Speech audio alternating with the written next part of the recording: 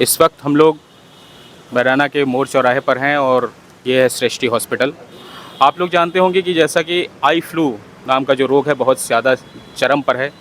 हर किसी उम्र के वर्ग के लोगों को ये रोग होता चला जा रहा है। क्या प्रॉब्लम है, क्या सावधानियां हैं, क्यों हो रहा है, इस विषय पर आज हम लोग बात करेंगे डॉक्टर शिव प्रकाश जी से, जो कि दिल्ली के सफदरगंज अस्पताल और मैक्स हॉस्पिटल के पूर्व सर्जन रह चुके हैं और वर्तमान में सृजन हॉस्पिटल और चिरंजीवी हॉस्पिटल के भी मुख्य सर्जन में से एक हैं। इस वक्त हम लोग इन्हीं के अस्पताल में सृष्टि हॉस्पिटल में खड़े हैं और इस विषय पर ज़्यादा जानकारी हम प्राप्त करेंगे उनसे। आइए हम लोग इस पर जानकारी लेते हैं। तो जैसा कि मैंने आपको बताया था कि डॉक्टर शिव प्रकाश जी इस समय हमारे साथ मौजूद हैं भारत टीवी के विमर्श मंच पर, और आई फ्लू के विषय में इनसे हम कुछ खास जानकारियाँ प्राप्त करेंगे। क्यों हो रहा है, क्या लक्षण है इसके। डॉक्टर साहब, बहुत बहुत स्वागत है आपका भारत टीवी के विमर्श मंच पर। धन्यवाद। सर, हमें ये बताइए कि जैसा कि आप जान रहे हैं कि आई फ्लू बहुत तेज़ी से फैल रहा है, और इसमें क्या है, ये क्यों ऐसा हो रहा है, इस पे लक्षण क्या है इसके। इससे लक्षण है कि इसमें आँखों में जलन, सूजन और सफ़ेद और पानी आना, आँखों में लालपन, देखने में प्रॉब्लम होना, ये कॉमन लक्षण है इसमें। और इसमें बहुत तेज़ी से इसमें फैल रहा है पूरा, क्योंकि ये एक संक्रमण है। ये संक्रमणी बीमारी, इसको इंग्लिश में कंजक्टिवाइटिस बोलते हैं।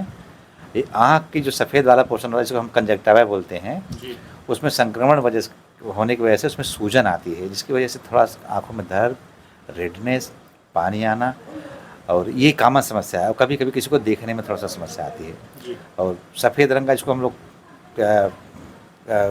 थिक सा एक एंगल से आता है, कीचड़ जिसको बोलते हैं, वो आता है।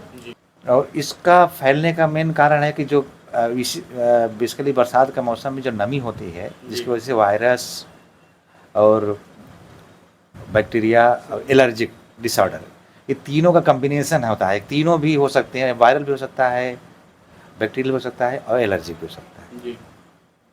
और इसको ये ऐसी संक्रमण बीमारी जिससे कि आप कंटैक्ट होती है, जैसे कंटैक्ट आई कंटैक्ट होता है, क्लोज आई कंटैक्ट है, या किसी का अगर आँख आप छू करके अपनी आँख पे हाथ लगा देते हैं, तो आपको नाक से नाक फैलने में बहुत की संभावना बहुत ज़्यादा बनी होती है।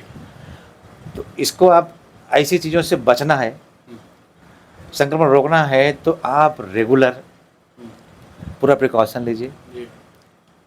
और जो व्यक्ति पीड़ित है, जो कंजक्टिवाइटिस से पीड़ित है, उसके लिए कुछ बचाव है, और दूसरों को ना फैले उसके लिए भी बचाव करने की ज़रूरत है। जी।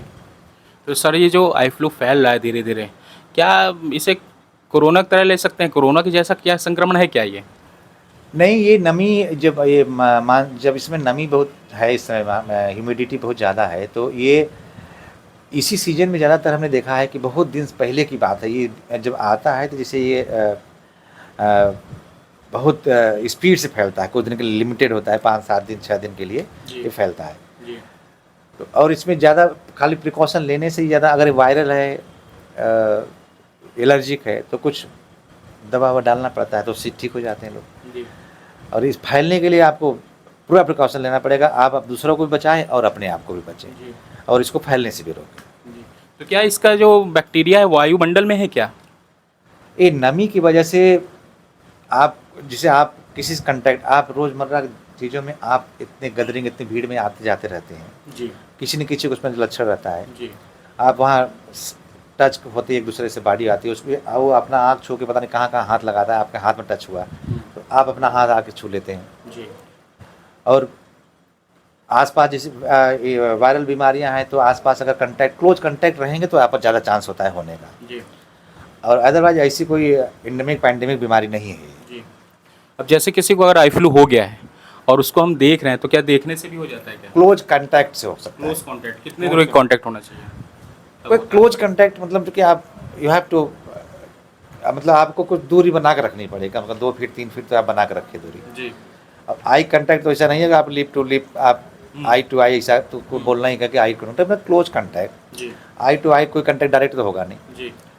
तो क्लोज कंटैक्ट है, तो उसमें आपको ट्रांसमिशन का चांस ज़्यादा होता है। जैसे बैक्टीरिया और वायरल कोई भी बीमारी हो तो उसमें ट्रांसमिशन चांस ज़्यादा होता है।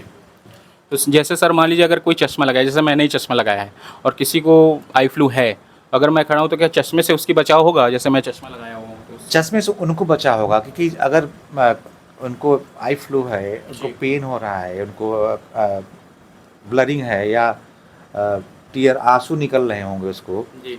तो रोशनी से उसको देखने में प्रॉब्लम होगी। हम्म, अगर इडिमा है तो उसको रोशनी, अगर डायरेक्ट रोशनी पड़ती है आँख पे तो उसको दिक्कत होगी आदमी को, उसको पेन ज़्यादा होगा, जी। ज़्यादा आंसू ज़्यादा बनेगा उसको। जी। तो उसको प्रिकॉशन लेने के लिए आपको उसको काला चश्मा पहन कर रखें। जी। उसमें एक हो जाएगा कि डायरेक्ट आप कंटैक्ट से दूर रहेंगे, और डायरेक्ट अगर कोई नॉर्मल आदमी उनके कंटैक्ट से भी बच सकता जी। है, अगर वो आदमी काला चश्मा बनाते हैं। तो अपने बचने के लिए भी कर सकते हैं वो, और ट्रांसमिशन ना हो जी। तो दूसरों को बचाने के लिए भी कर सकते हैं। जी। तो जैसे आपने कहा कि हाथ और मिलाना भी इस समय मेरे ख्याल से शायद ठीक नहीं होगा आपके हाथ और हिसाब से। मिलाना ठीक इसलिए कि आप सपोज कि आप मान लीजिए अपना आँख आपने टच कर लिया, जी। तो आप आँख टच करते हैं, अगर ध्यान है तो आपको तुरंत आपको साबुन पानी से धोना है रेगुलर। जी। और आप रेगुलर और बार बार आप अपने आँखों को छूने से बचिए। हम्म, और दूसरे का, किसी का अगर आप आँख में, कोई डॉक्टर है या कोई पैरामेडिकल है, अगर एग्जामिन करता है आँख को, उसको तुरंत उसको धोना है, जी। कि वो बिना धोए हाथ को किसी टच ना करे किसी से। हम्म, क्योंकि अगर उसको हुआ है तो उसके हाथ लगते ही आपके भी आँख में हो सकता है, अगर आप उसके आँख में टच किए हैं तो। बैक्टीरिया भी। हाँ, बैक्टीरिया वायरल जो भी होगा, ट्रांसमिशन वहाँ बैक्टीरिया होगा, वायरल भी होगा। जी। एलर्जिक होगा तो अलग बात है, लेकिन अगर वायरस अगर है, बैक्टीरिया है, तो दोनों ट्रांसमिशन होगा कंटैक्ट से, जी। टच से।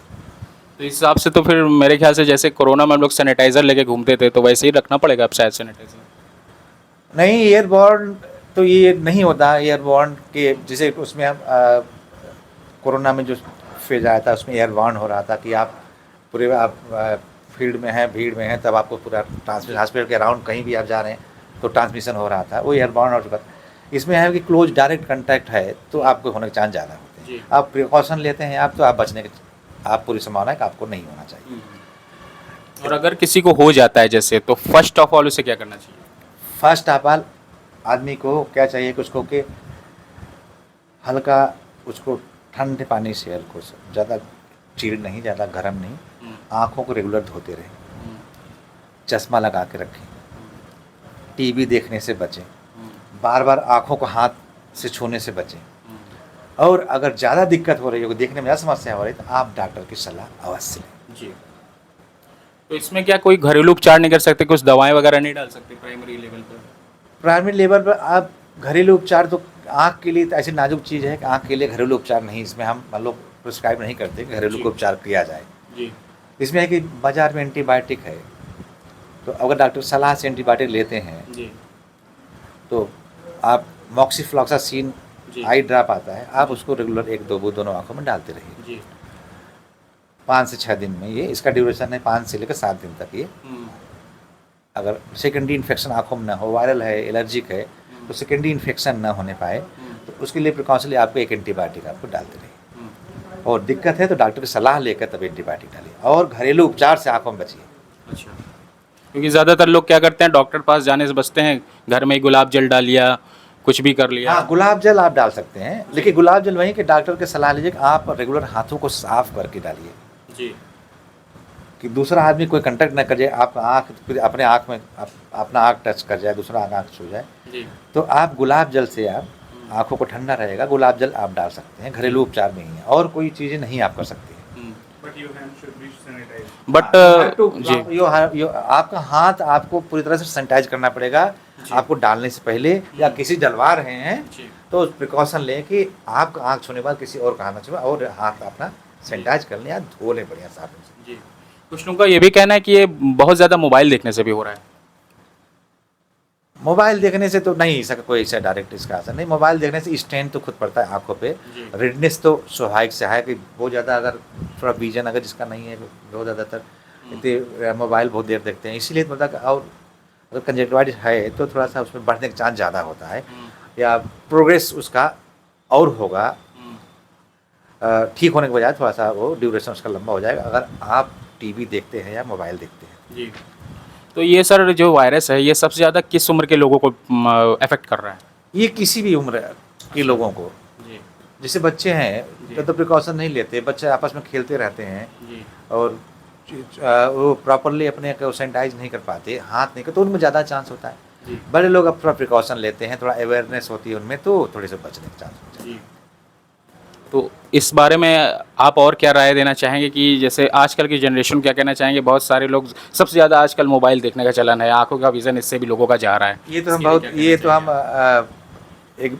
एक बार हम इलेक्शन में जा रहे थे, तब हम इस सबको सलाह देते थे। जी, जी, हम जब फील्ड में लोगों को देखता था खेलते हुए, तो हम वहाँ पर उसको ज़रूर रुक के हम उनको बूस्ट अप करते थे जी, कि कम से कम अगर टाइम है, जी, तो इस टाइम को आप खेलने बिताइए। जी, एज का आपको फिजिकल फिटनेस, और आप घर में बेकार रह के मोबाइल देखने से अच्छा है हुँ, कि आप मैदान में खेलते हैं, हुँ, उसमें खेलिए। हुँ, आप अकेलापन, मोबाइल ऐसा हो गया कि आप अकेले पकड़ते हैं, ढेर सारी अवसाद बीमारियाँ, डिप्रेशन, ये सारी बीमारियाँ होने के चांस होते हैं। जी, तो हम लोग वैसे ही कहते हैं कि आप मोबाइल पर अनयूजुअल एक्टिविटीज़ ना करें। एक्टिविटी ना करिए हुँ, मोबाइल पर। जी, उसमें अभी भी है, आपको आँख भी स्ट्रेन पड़ेगा, तो कंजक्टिवाइटिस नहीं है तब भी आपको स्ट्रेन पड़ेगा, तो आँख रेडनेस, कंजक्टिवा में रेडनेस रहती है। हुँ, देखने में अर्ली विजन, अर्ली चश्मा जल्दी लग जाता है, बच्चों आजकल लग जा रहा है। हुँ, ये मोबाइल की वजह से हो रहा है। हुँ, पहले इतना नहीं लगता था चश्मा, अब बहुत जल्दी लग जा रहा है चश्मा। जी, जी, तो बच्चों को पता नहीं चलता, उनको इतना स्ट्रेन झेलते हैं उनको, तो माँ बाप पता भी नहीं लगा पाते कि इसको विजन वीक है कि नहीं है। जब वो पढ़ने से भागता है बच्चा, जी, तब हम लोग कहते हैं यार इसको एक बार इसको चश्मा चेक कराओ बच्चे का। तो मिलता है, उनका विजन बहुत लो होता है, हुँ, तो चश्मा लगाते हैं, फिर बच्चे अपना रेगुलर नॉर्मल होते हैं। जी, तो अब ये लेट के लिए बहुत दिक्कत है। जी, अगर ये मोबाइल अगर बच्चे अर्ली एज में देखना शुरू करते हैं, जी, तो बहुत उनको प्रॉब्लम होती है। जी। तो अभी सर जैसे बहुत सुनने में आया कि इस वजह से आई फ्लू की वजह से बहुत सारे ऑफिसों में भी और स्कूल में भी कह दिया गया कि जिसको हो गया वो छुट्टी ले ले। तो ये तो हो गया बाहर का बचाव, लेकिन घर में तो आदमी रहेगा, घर में कैसे बचाव करेगा आपस में, परिवार में? घर में, परिवार में आप प्रॉपरली आप अपने आप को हाथ साफ करके रखें, रेगुलर धोते रहें, जी, और घर में जो यूज की चीज़ें हैं, जैसे तौलिया है और सोने की चीज़ें हैं, पास होते हैं, तो अवॉइड करिए कि थोड़ा सा आप जी, उनसे दूरी बना कर रखें। अगर आपको हुआ है तो आप सामने वाले को आप सोचिए कि उसको हम बचा लें, हम उसके कांटेक्ट में रहिए, थोड़ा बच्चों से दूरी बना कर रखें। जैसे अदर वायरल बीमारियाँ होती हैं, जी। तो ऐसे फ्लू है, इन्फ्लुएंजा है, ये आई फ्लू है। इससे आँख की रोशनी जाने का डर तो नहीं है? अगर ये इस पर सेकेंडरी इन्फेक्शन होता है, कंजक्टिवाइटिस होती है, अल्सरेशन होता है, या और कोई इसमें दिक्कत होती है, कॉम्प्लिकेशन होता है, तो संभावना तो हमेशा बनी रहती है। जी, इसलिए प्रिकॉशन लेते हैं कि आप इस चीज़ों में जाइए। अगर आपको दिक्कत हो रही है, ज़्यादा पेन हो रहा है, ज़्यादा टीयर आंसू निकल रहे हैं, तो आप डॉक्टर की सलाह ले लीजिए। जी, डॉक्टर अपने एग्जामिन कर बता देते हैं कि आपको कि क्या प्रिकॉशन लेना है, आपको अभी क्या एंटीबायोटिक खाना होगा या डालना होगा, तो बताएंगे। जी। जैसे आपने कहा कि आँखों को ठंडे पानी से धुलना चाहिए, तो ज़्यादातर लोग क्या होते हैं, मोस्टली लोग, मैं खुद ही आपको बताऊँ, मैं ठंडे पानी से, फ्रिज के पानी से धुल लेता हूँ। फ्रिज के पानी से धुलना सही है या नहीं है? नॉर्मल पानी से, नॉर्मल टेम्परेचर के पानी से धोना है, ना ज़्यादा कोल्ड होना चाहिए, चिल्ड। मैं आपको पहले ही बोल दिया था, चिल्ड पानी से नहीं होना चाहिए, चिड़ नहीं होना चाहिए। चिल्ड नहीं होना चाहिए। आप नॉर्मल टेम्परेचर का पानी है, गुनगुना धो सकते हैं। गुलाब जल ठंडा नहीं होता, गुलाब जल खोल खोल डालते हैं, वो उसका टेम्परेचर, काशी ठंडी होती है। हाँ, जी, उतना ही लेना है आपको, जी, नहीं ज़्यादा हीट, ना ज़्यादा कोल्ड। जी, एक नॉर्मल आप पानी से आप रेगुलर हाथ धो सकते हैं। जी। बहुत बहुत सर धन्यवाद इस विषय पर जानकारी के लिए आपका, बहुत बहुत धन्यवाद। तो इस तरह हम लोगों ने जानकारी प्राप्त की डॉक्टर साहब से कि आँखों में जो लक्षण हो जाते हैं उनके विषय में उन्होंने बताया। सबसे ख़ास बात उन्होंने ये बताई कि जब भी इस तरह का लक्षण हो तो आप घरेलू उपचार से बचें, क्योंकि घरेलू उपचार में कोई चीज़ें अगर टेम्परेरी तौर पर ही रहती है, परमानेंट नहीं होती। इसके लिए आपको डॉक्टर की सलाह ज़रूर लेनी चाहिए, क्योंकि ये आँखों का मामला है। आँखों से ही संसार चलता है, आँखों से ही संसार देखता है आदमी, और आँखों से ही सारा काम करता है, पूरी दुनिया का काम करता है। इसलिए सबसे बड़ी बात यह है कि आप प्राइमरी उपचार, जो प्राथमिक उपचार करना चाहें वो कर सकते हैं। ठंडे पानी से आँख धोएं। ठंडे पानी से आँख धोने का मतलब ये नहीं कि फ्रिज के पानी से हाथ धोएं। पानी बिल्कुल नॉर्मल होना चाहिए, ना गर्म ना बहुत ज़्यादा ठंडा। और उसके बाद आप काला चश्मा लगा लें और जितने जल्दी हो सके डॉक्टर साहब से संपर्क करें, डॉक्टर से संपर्क करें, और जो भी पुख्ता इलाज होगा वो होगा। कैमरामैन मृत्युंजय सिंह के साथ मैं दीपक श्रीवास्तव, नारद टीवी प्रयागराज।